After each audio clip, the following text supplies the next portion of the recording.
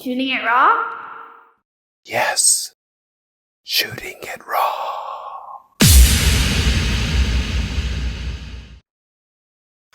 Okay, so let's dive in with the first photo. Okay, let me just describe it. You are leaning on your elbows in the sand. I can just see you're wearing a wetsuit or a rash vest of sort. You're wearing gloves, plastic gloves. In your hand is a medical mask. And in front of you, splayed out, are probably about 20 or so medical masks that I assume you've collected off the shore. And behind you, there's you're on Hong Kong beach. So behind you, you can just see the rocks of either on an island or something. And there may be a boat behind you. It looks like a zodiac of some sort. Yeah. Yeah. Okay.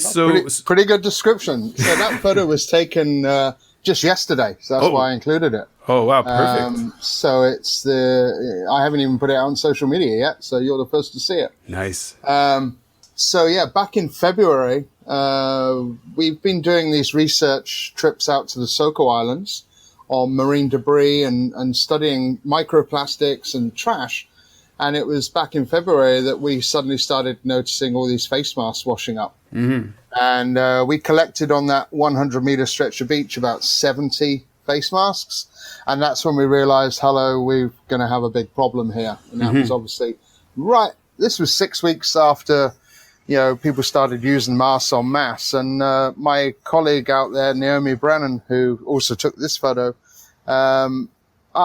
we collected up all these masks. I put them on a piece of rope and I just said, hey, Naomi, take a picture. We took that picture. I posted it out. We had over 1 million views by the following morning. And then since then, it just went absolutely crazy. So when we talk about pictures having an influence, that picture has been around the world more times than probably a satellite, of me holding up a string of masks on the beach. Not something you really want to be made famous for, but it really did wake up conscious people about what they're doing with their masks, which was the only intention, was just like, hey guys, be a bit more responsible.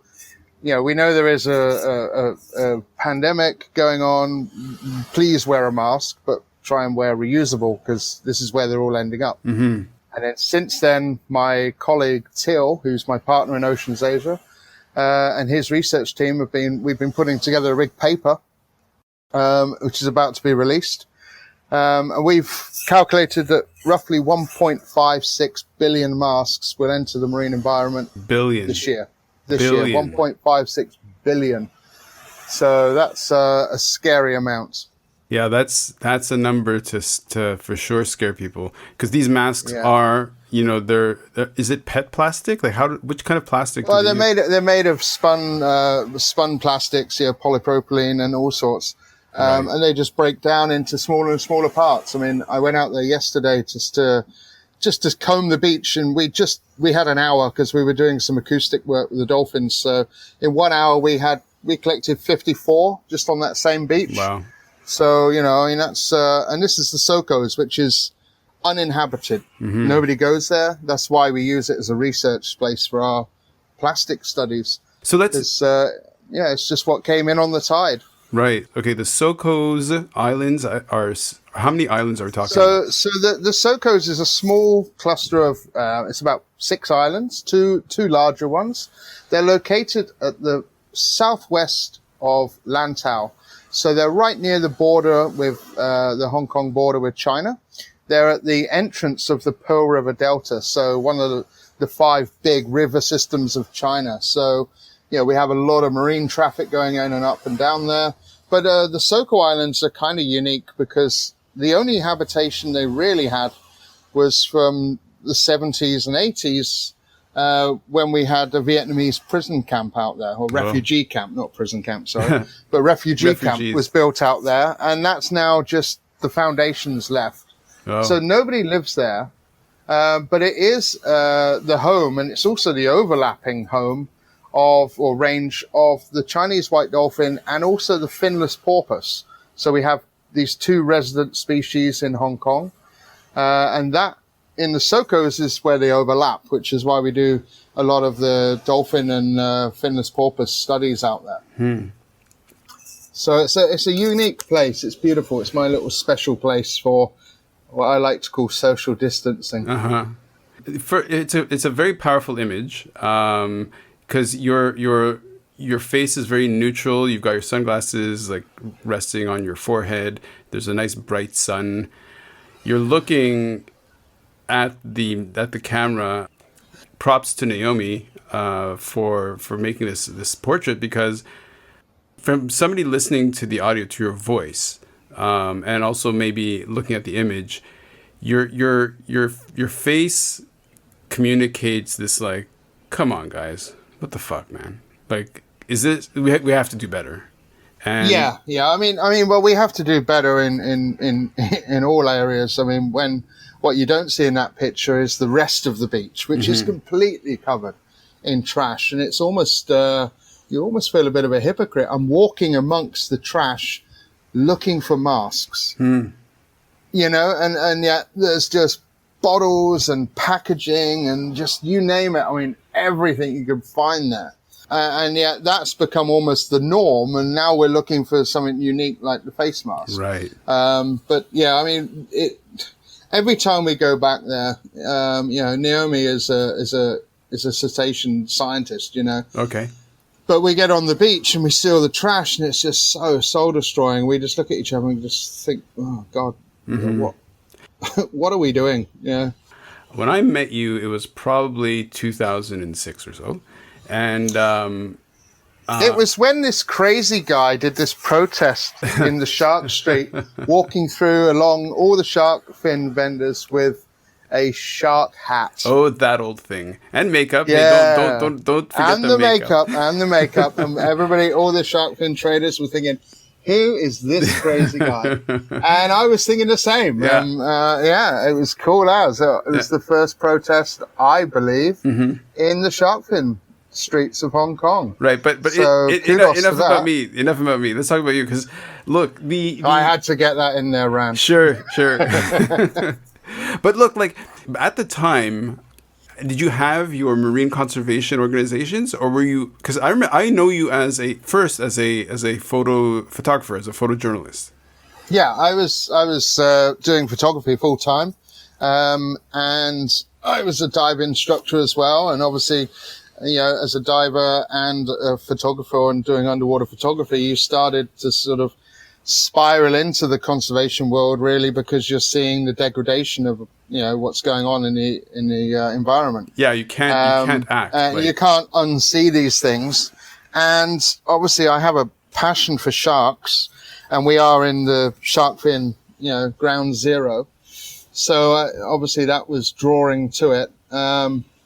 And there was the three amigos, as I call it, which was myself, Alex Hofford, as you mentioned, and Paul Hilton. So the three of us were photographers. We were, you know, doing all sorts of corporate photography, some news journalism, and and obviously we're all passionate about sharks. Yeah, you guys are amazing. I mean, you're all amazing in your own ways.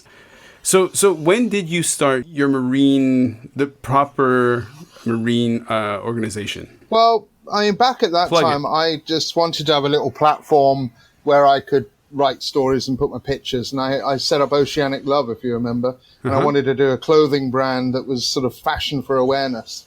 And some of my images that I'd taken got picked up by Sea Shepherd. And I had been with Paul Hilton to Tonga filming humpbacks.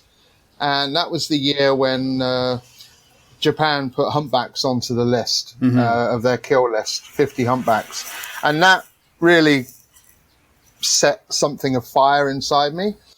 I started looking around and seeing what I could do and who was doing stuff. I found, obviously, Greenpeace were going down there and holding up banners at the time.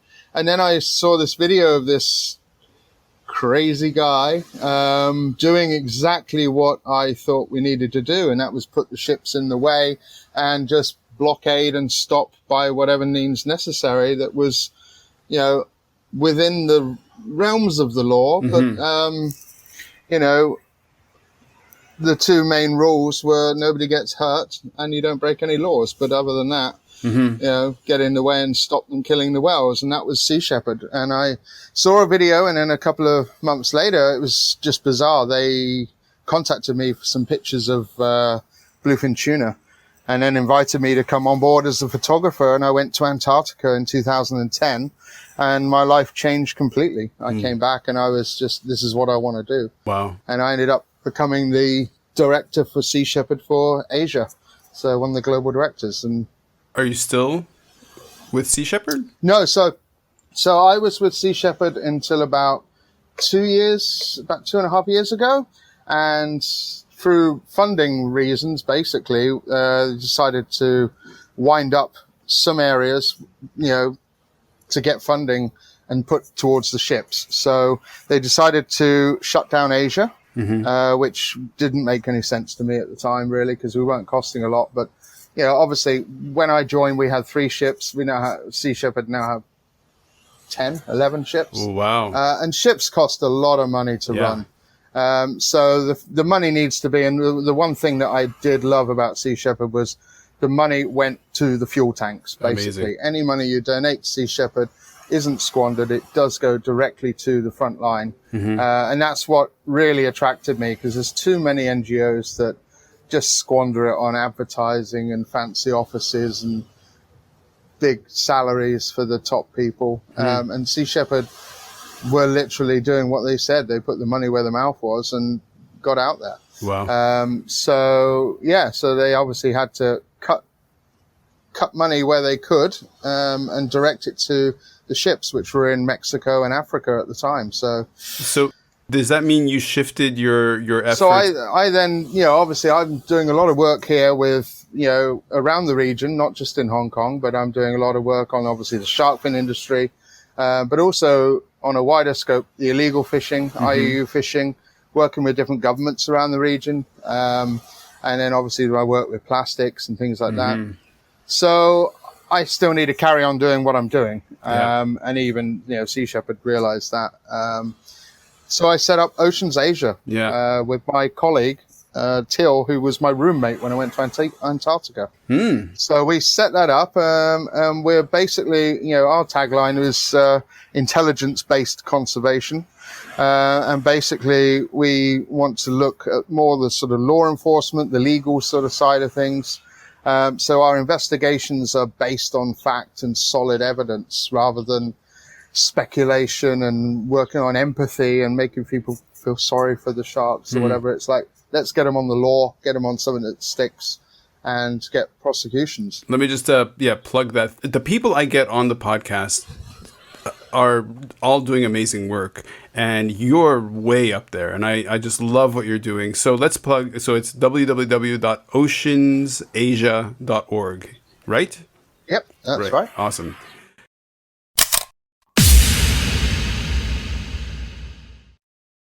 So is life really a gift? Really? Can you make every second count? That's the whole point of the podcast.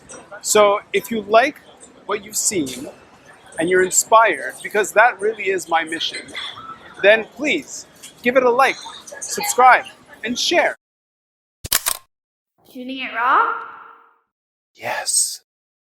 Shooting it raw.